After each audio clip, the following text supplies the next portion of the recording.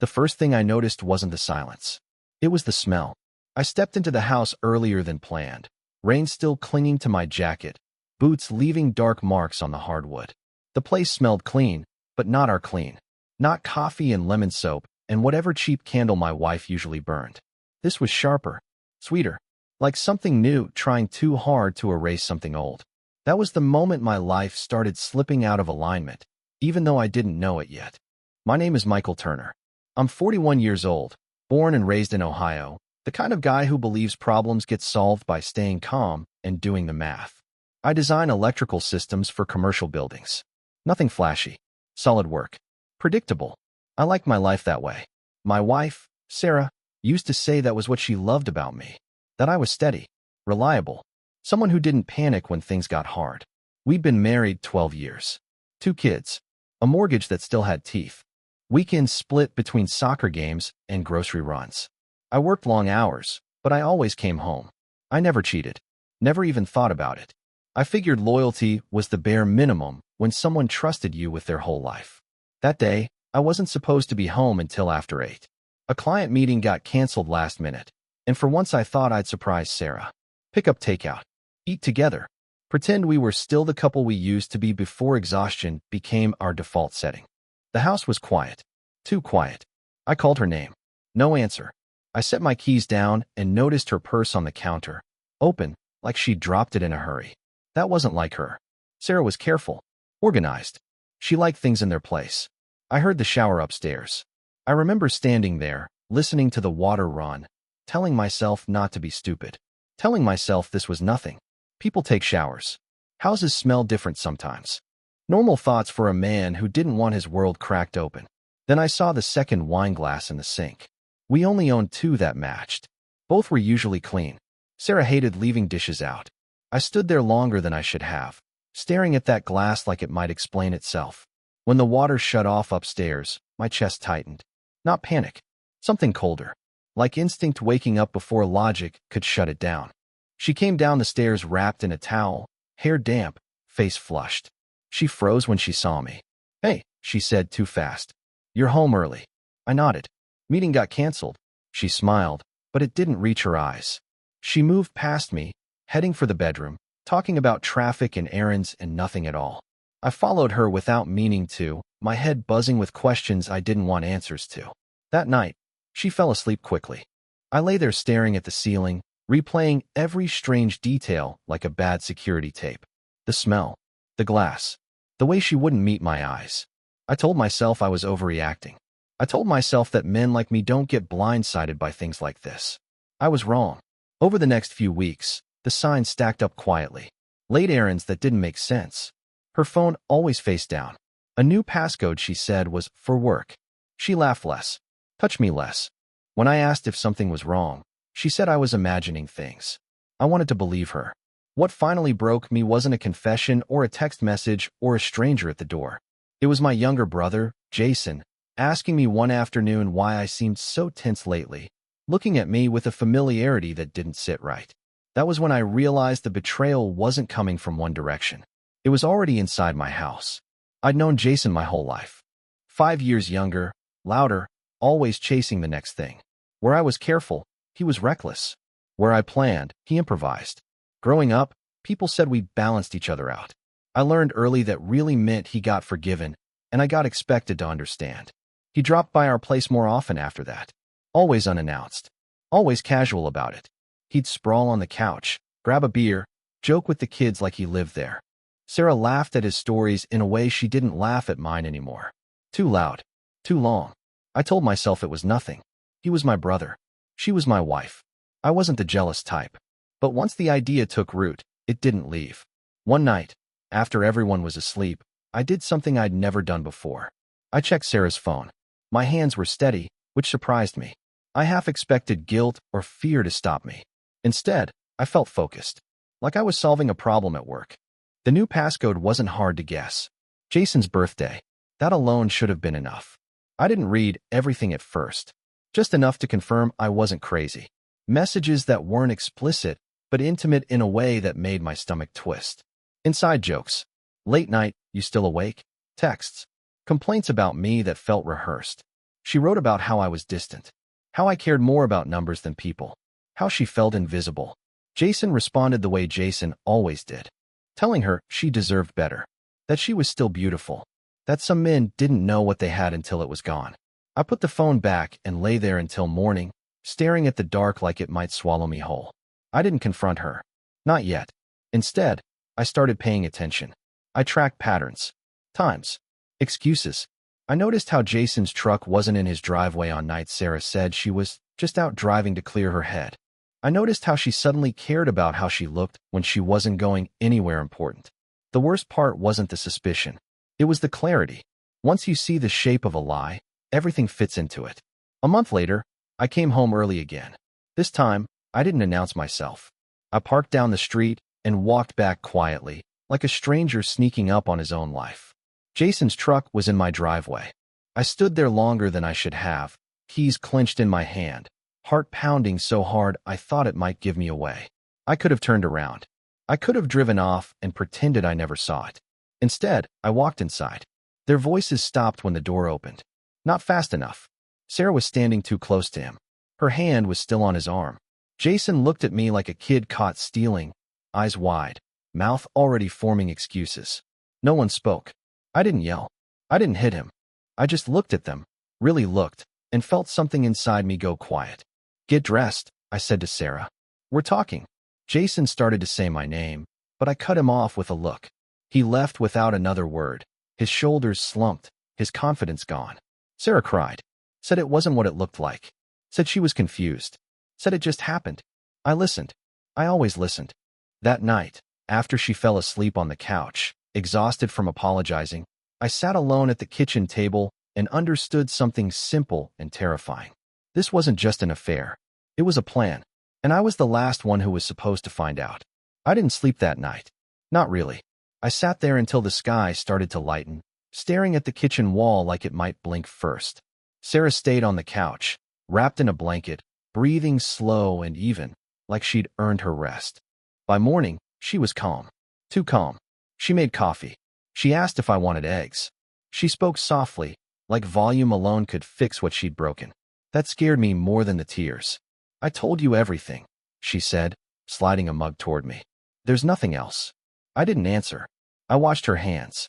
They didn't shake. Over the next few days, she leaned hard into remorse. Therapy articles. Long talks about our disconnect. Promises that Jason was out of our lives for good. She even offered to quit her job, like that had anything to do with it. I nodded. I said we'd see. What I didn't say was that I'd already started pulling threads. 2 years earlier, I'd bought a small rental property on the edge of town. Nothing fancy. A duplex. I handled everything myself. Maintenance, tenants, paperwork. It was my safety net. My quiet proof that if things ever went sideways, I wouldn't drown. Sarah had never cared much about it. She called it my side obsession. Until recently. Now she asked questions. Casual ones. How much it brought in. Whether I planned to sell. Whether it was in both our names. That last question stuck with me. I checked the paperwork that night. Everything was clean. My name only. No changes. No signatures I didn't recognize. But something still felt off. A week later, Jason called. I let it go to voicemail. Then again. And again. Finally, he texted. We need to talk. Man to man. I met him at a diner off the highway. Neutral ground. He looked smaller than I remembered. Tired. His confidence had cracks now. He said it was a mistake.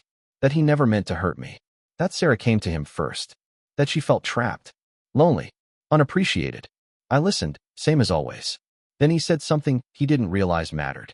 She said you'd never leave, he told me. Said you were too invested. Too tied down. That was when the shape of it sharpened. I didn't confront him. I paid my check and left. That night, I logged into our shared financial accounts. Nothing missing. Nothing obvious. But I noticed new transfers. Small ones. Regular. Going into an account I didn't recognize. It was in Sarah's name. When I asked her about it, she didn't lie. Not exactly. It's just something for me, she said. My own money. You always have your projects. I nodded again. Inside, something else went quiet. This wasn't panic anymore. This was preparation. I started moving differently after that. Slower on the outside, sharper on the inside. Like a guy who realizes he's been walking through his own house with the lights off. Sarah kept playing her role. Concerned wife. Wounded partner. She checked in more. Asked how my day was. Touched my arm when she talked. It felt rehearsed, like she'd practiced in front of a mirror. Jason stayed away, but his absence felt loud. Family dinners got canceled. My mother asked questions I didn't answer. I said work was busy. That was always believable. At night, Sarah would talk about the future. Counseling. Fresh starts. Maybe selling the house and moving somewhere smaller. Simpler. She said that word a lot. Simpler. Like everything complicated in our lives had my name on it. I didn't argue. I asked questions instead. How would we split things if we sold? What would happen with the rentals? What did she think was fair? She answered carefully. Too carefully. Like someone navigating thin ice they already knew was cracked. I pulled credit reports. Mine was clean. Hers wasn't. There were new cards. Modest limits, but maxed out. Cash advances. Store accounts I'd never heard of. Nothing catastrophic, but enough to paint a picture. She was spending like someone who thought a safety net was coming. I followed the transfers next. The account in her name wasn't just savings. It was a funnel. Money going in, then out again. To a third account. Jason's. That part didn't even surprise me. What surprised me was how long it had been happening. Almost a year. Slow.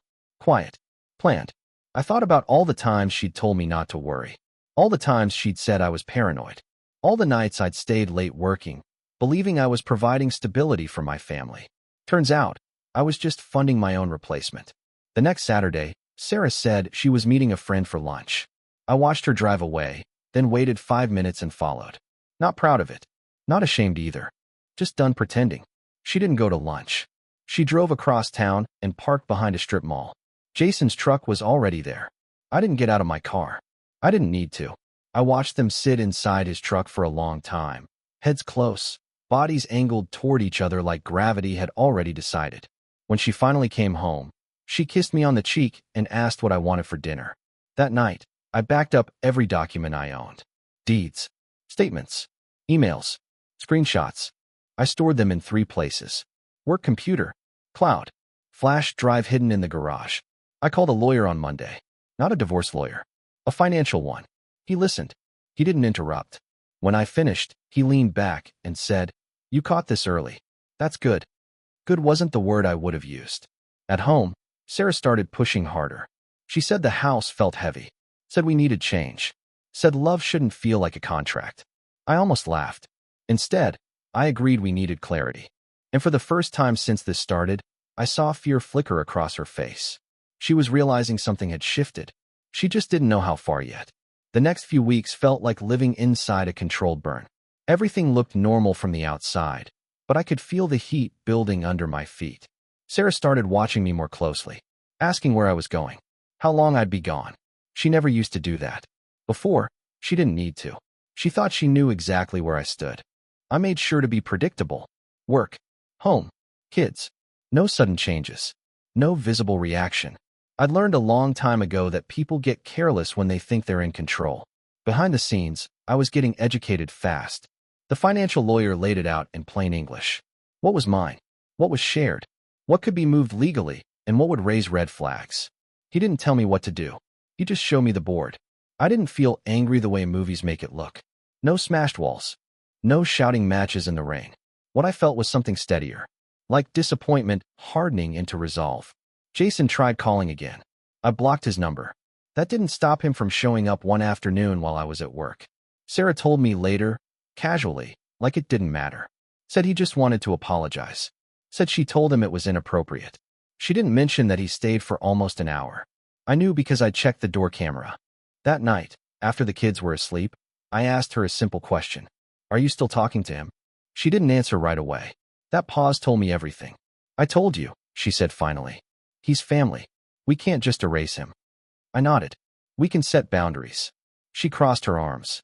Defensive. You don't get to control who I talk to. There it was. Not guilt. Not shame. Entitlement. I'm not trying to control you, I said. I'm trying to understand where we stand.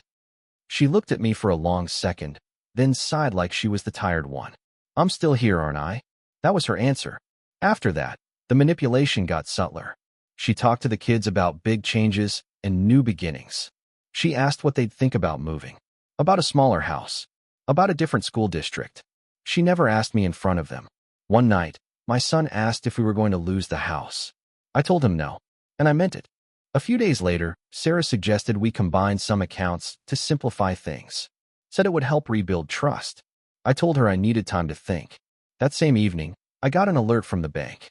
An attempt to access one of my personal accounts. Wrong password. Then another. She was testing doors. That was the moment I stopped seeing her as confused or broken or lost. She wasn't drifting. She was moving. Carefully, patiently, toward an exit she thought she controlled. And she still believed I was too loyal, too invested, too predictable to notice. What she didn't understand was that loyalty doesn't mean blindness. And when someone mistakes your silence for weakness, they give you room to decide exactly how this ends. By then, I was living two lives in the same house. On the surface, nothing changed. I went to work. I fixed the leaky faucet she kept complaining about. I helped with homework. I sat next to her on the couch at night and watched shows I didn't care about. I nodded at the right moments. I smiled when it was expected. Inside, I was already gone. I started keeping a mental log. Not out of paranoia, but out of necessity. Dates, times, patterns. When she left, when she came back, when she was affectionate, when she wasn't. It lined up too cleanly to be coincidence. Affection followed money. Distance followed resistance. One Friday, she came home unusually cheerful. Too much energy. Too many compliments. She told me I'd been different lately in a good way. More present. More open. She suggested we go away for a weekend, just the two of us. Reconnect. I asked who would watch the kids. She already had an answer. Her sister. Everything about it was preloaded. Planned. Like she was pitching a deal she expected me to sign. I told her maybe. Said I needed to check work. That night, after she fell asleep, I went back through old emails. Years worth. Boring stuff at first. Bills. School updates. Work confirmations. Then I found it. A message chain from almost 18 months earlier. Subject line was something generic. Family help. I must have skimmed it at the time and forgotten. It was between Sarah and Jason. Not flirting. Not emotional venting. Strategy. They talked about timing. About not rushing. About how he'll never suspect me. About how I was too risk-averse to blow up my own life. One line stuck in my head like a nail. Once the duplex is gone, we're free. I sat there in the dark, reading it again and again, feeling something heavy settle into place. Not heartbreak. Recognition. This wasn't an affair that turned messy. This was a long game. The next week, I pretended to consider selling the property. I asked Sarah what she thought the right price would be. I watched her try not to look excited. She said she didn't want to influence me. Then she did exactly that. She talked about debt, about stress, about how nice it would be to start fresh without all these obligations. She never said Jason's name. She didn't need to. I told her I'd talk to a realtor. That night, she touched me like she meant it, or like she needed me to think she did. Either way, I let it happen. Not because I wanted her, but because I wanted to see how far she thought she'd come. Afterward, she rested her head on my chest and sighed, content. I knew you'd come around, she said. I stared at the ceiling and wondered when exactly she'd stopped seeing me as a person. I scheduled the meeting with the realtor. I CC'd Sarah. Then I scheduled another meeting she didn't know about. With a divorce attorney. I didn't tell him the whole story at first. Just enough. He listened carefully, asked pointed questions, and finally said something that stayed with me. She's acting like someone who believes the ending is already written. On the drive home, I realized that was the most dangerous part. People who think they've already won stop protecting themselves. And I was done protecting her from the consequences of her own choices. The realtor meeting went exactly the way I expected. Sarah dressed like it was a job interview. Hair done. Makeup careful, but not loud. She asked smart questions. Acted concerned about timing, about market conditions, about what made sense for us. If I didn't know her better, I might have believed she was hesitant. But I watched her hands instead of her face. They kept tightening every time the realtor mentioned numbers that were lower than what she wanted. She relaxed only when he talked about bidding wars and quick closes. Liquidity. Clean exits. On the drive home, she was quiet for a while. Then she reached over and took my hand. I know this isn't easy for you, she said, but I think this could really help us. Us. That word had become flexible lately. That evening, I got a call from my divorce attorney. He'd pulled some preliminary information based on what I'd shared. Nothing illegal yet, he said, but enough intent that I needed to be careful. Once you signal that you're open to selling, he told me, you give her leverage. Just make sure you're the one holding the pen. I told him I understood. What I didn't say was that I'd already decided how this would go. A few days later, Jason showed up again. This time I was home. He didn't knock, just walked up like he belonged there. I met him at the door and stepped outside, closing it behind me. He looked surprised, then uncomfortable, then defensive. I just wanted to check in, he said. See how you were doing. I smiled. Not friendly, not angry, just enough to let him know I saw him clearly now. You should stop coming here, I said. He laughed nervously. Come on, man. We're brothers. No, I said. We were. That landed harder than I expected. His face tightened. He glanced at the house, like he expected Sarah to appear. She loves you, he said quickly. She's just confused. I leaned in a little closer. If you ever come near my house again, I said quietly, I'll make sure everyone in this family knows exactly what kind of man you are. He didn't say anything after that, just walked back to his truck and drove off. That night, Sarah was distant, cold. She asked if Jason had been by. I said yes. Her eyes flashed. And I told him not to come back. She stared at me like I'd crossed some invisible line. You don't get to decide that, she said. I shrugged. It's my house. She didn't argue. She just turned away. That was when I knew she was recalculating. The next phase started quietly. She stopped pushing the sale so hard. Started talking about mediation, about fairness, about how she didn't want things to get ugly if something happens. She started sending me articles about amicable divorces, about co-parenting, about how adults could separate without destroying each other. That was when I knew she was preparing for impact. I made my move the following week. I separated my income legally, filed the paperwork, redirected deposits. Nothing hidden, nothing shady, just clean, documented steps that shifted the balance. When Sarah noticed, she confronted me. What is this? She asked, holding a bank statement like it had personally offended her. It's clarity, I said. Her voice shook. Are you planning to leave me? I looked at her for a long moment. Really looked. The woman I'd built a life with. The woman who'd built an exit behind my back. I'm planning, I said, to stop being the only one who loses if this ends. She didn't cry. She got very still. That's when I understood something important. This wasn't about love anymore. It was about control. And for the first time since all of this began, she wasn't sure she had it. The shift after that was subtle, but it was everywhere. Sarah became careful. Not warm, not hostile. Careful. Like someone walking across ice they didn't trust anymore. She stopped touching my things. Stopped making plans without checking first. Even her tone changed, like she was negotiating every sentence. I stayed steady. That seemed to bother her more than anger ever could. A week later, she suggested counseling again. Not emotional this time. Practical. Framed like a business meeting. She said it would look good if things ever went legal. That word slipped out before she could stop it. Legal. I agreed. Not because I thought it would save us, but because I wanted a record. Neutral ground. Third-party notes. Dates and summaries that didn't live only in my head. The counselor was polite. Professional. Asked us to talk about trust. Sarah spoke first. She talked about feeling unseen. About how I'd withdrawn over the years. About how marriage had turned into logistics. She cried at the right moments. Paused when she needed effect. When it was my turn, I didn't argue. I didn't defend myself.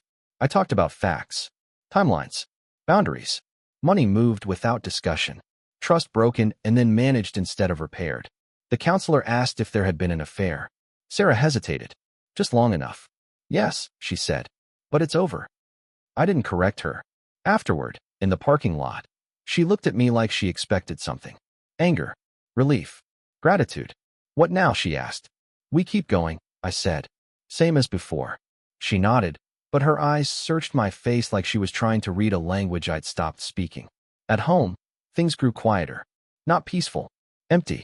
One evening, she asked me outright what I wanted. I told her the truth. I want my kids to be okay. I want to keep what I built. And I want honesty. She laughed softly. Not amused. Nervous. You're talking like we're already done. I met her eyes. You were done long before I knew it. That night, she slept in the guest room. A few days later, I got a call from my attorney.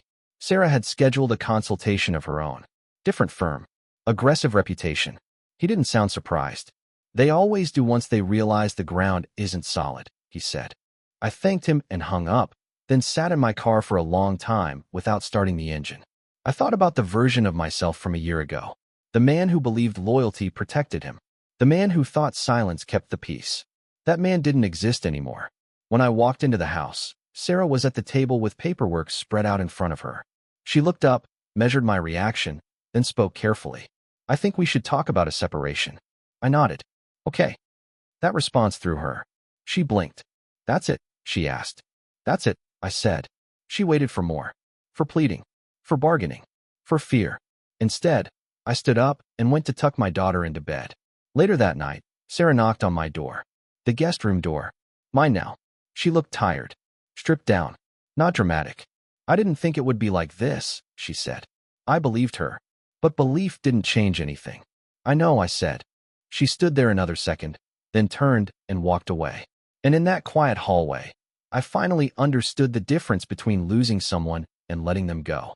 One hurts. The other sets a boundary. And I had crossed it for good. The separation moved faster than I expected. Once the word was said out loud, everything followed it like gravity. Schedules. Temporary agreements. Neutral emails written like memos. Sarah shifted fully into strategy mode. No more softness. No more nostalgia. Just calculation. That told me everything I needed to know. She moved out 2 weeks later, into an apartment across town. Not small. Not temporary looking. Furnished like someone settling in, not waiting things out. Jason didn't show up in the paperwork, but he didn't need to. I knew where the money had gone. The kids took it better than I feared and worse than I hoped. My daughter asked why mommy didn't live with us anymore. My son stopped asking questions altogether. I learned to answer what they asked and nothing more. The truth, filtered through age and safety. Sarah and I communicated through text unless it involved the kids directly. She was polite. Sharp. Always 3 steps ahead of what she thought I was doing. She underestimated one thing. I wasn't trying to win. I just wasn't going to lose quietly. The financial disclosures came next. That was where the tone changed. My attorney called me the morning after we submitted mine. "She's scrambling," he said. "There are gaps. Transfers she couldn't fully explain. Accounts she hadn't disclosed at first. Credit lines that appeared out of nowhere. Nothing criminal, but enough to damage credibility." Sarah didn't take that well. She showed up at the house one afternoon unannounced, anger barely contained. The kids were at school. She didn't bother pretending this was about them. "You blindsided me," she said. I leaned against the counter and crossed my arms. "You planned an exit for over a year." "That's not the same," she snapped. It was almost funny. She accused me of hiding money, of manipulating the system, of turning everything into a transaction. She said I'd changed, that I'd become cold. I listened until she ran out of steam. Then I said, "You confused access with entitlement." That stopped her. She stared at me like she was seeing a stranger. Maybe she was. The mediation session didn't go the way she wanted either. She came in confident, left quiet. The mediator asked too many questions, followed money trails too calmly, didn't buy emotional framing without numbers behind it. When it was over, Sarah asked me in the hallway if this was really how I wanted it to end. "This ended a long time ago," I said. "We're just catching up." The final blow didn't come from me. It came from Jason. He tried to insert himself back into the family, testing the waters. Reached out to our mother. Claimed he'd been misled. That he thought Sarah and I were already basically done. That he was trying to help her. That story didn't survive contact with facts. Screenshots surfaced. Dates. Overlaps. Financial transfers he couldn't explain without implicating himself. Our mother stopped returning his calls. My father told him not to come by anymore. For the first time in his life, Jason didn't have a place to land. Sarah called me that night. Her voice was tight. "You didn't have to destroy him," she said. "I didn't," I replied. "I stopped protecting him." She hung up without another word. The divorce was finalized 3 months later. I kept the house, the duplex, my retirement accounts. She walked away with a settlement that looked fair on paper but didn't match the life she'd been planning. At the courthouse, she stood beside me, signing the last page. Her hand shook. When it was done, she looked up at me and said quietly, "I really thought you'd never leave." I met her eyes. "I didn't," I said. "You did." And that was the last honest conversation we ever had. By the time the dust settled, the house was quiet in a way it hadn't been in over a decade. I walked through the rooms alone, listening to the echoes of the past. Every corner reminded me of laughter, arguments, birthdays, and whispered secrets. I had chosen to stay, but in truth, the house had never been mine. It had been ours. Now it was mine, and that felt strange. The kids adapted faster than I imagined. My daughter started piano lessons again, and my son joined a weekend soccer league. Their laughter filled the living room in bursts, but it was different. It wasn't about us anymore. It was about them, and it was enough to keep me steady. I didn't seek revenge. I didn't relish her mistakes. I simply lived my life without her. And in doing that, I realized something fundamental. Sarah's betrayal, Jason's intrusion, the fights, the manipulations, they didn't define me. I did. I found solace in routines. Mornings with coffee and quiet. Nights reading to the kids before bed. Work that demanded focus and offered distraction.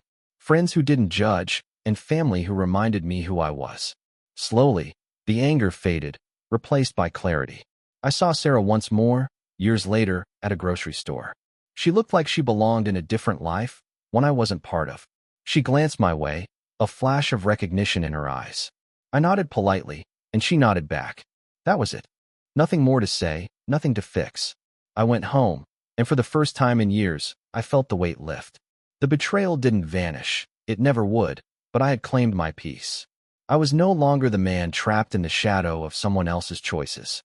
I was simply me. And finally, I could breathe.